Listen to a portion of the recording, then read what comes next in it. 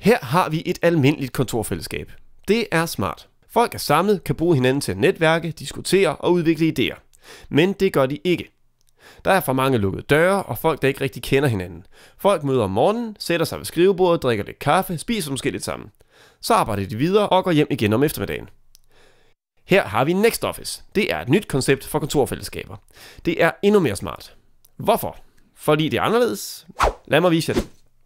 NextOffice er for iværksættere, der er nået til, hvad vi kalder fase 2. De har etableret et firma og er i gang.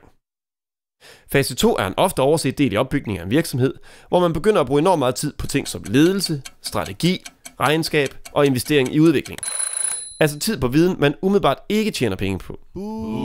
Den viden kan man selvfølgelig tilkøbe sig gennem rådgivning, men det er dyrt. Hos NextOffice er der en naturlig og gratis adgang til denne viden. En viden, som sikrer din virksomhed, hvilken retning den skal bevæge sig i, hvilke muligheder virksomheden har, og hvilke gratisydelser din virksomhed kan gøre brug af. Det klargør og faciliterer NextOffice. Og det gælder ikke kun for nystartede enkeltmandsvirksomheder, men også for større virksomheder. Alle virksomheder vil blive inddraget i fællesskabet, og kan derfor på en legitim måde gøre nytte af hinanden på tværs i fællesskabet.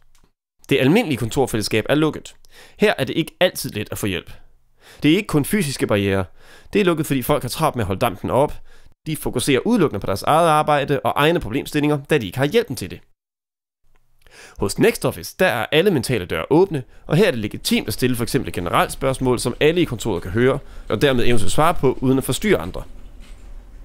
Hos NextOffice er virksomhederne en naturlig del af den proces.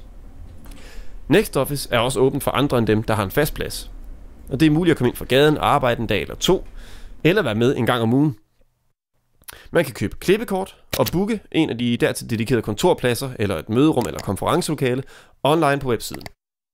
Udover det åbne kontorfællesskab og mulighed for input udefra, har NextOffice flere fordele. En gang om måneden afholdes Next Café. Et sted, hvor solide erhvervsfolk kommer forbi til kaffe og fromage.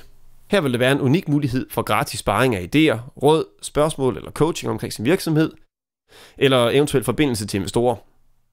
En anden fordel er gratis prøvetid. Gratis. Det er muligt at prøve det helt uforpligtende en uge, så du selv kan fornemme, hvilke fordele der måtte være for lige netop dig. Kom selv forbi og prøv det på dage. Vær en del af NextOffice og få faciliteret din fase 2, gratis sparring og rådgivning, et innovativt kontorfællesskab. NextOffice. Vi skaber værdi for andre.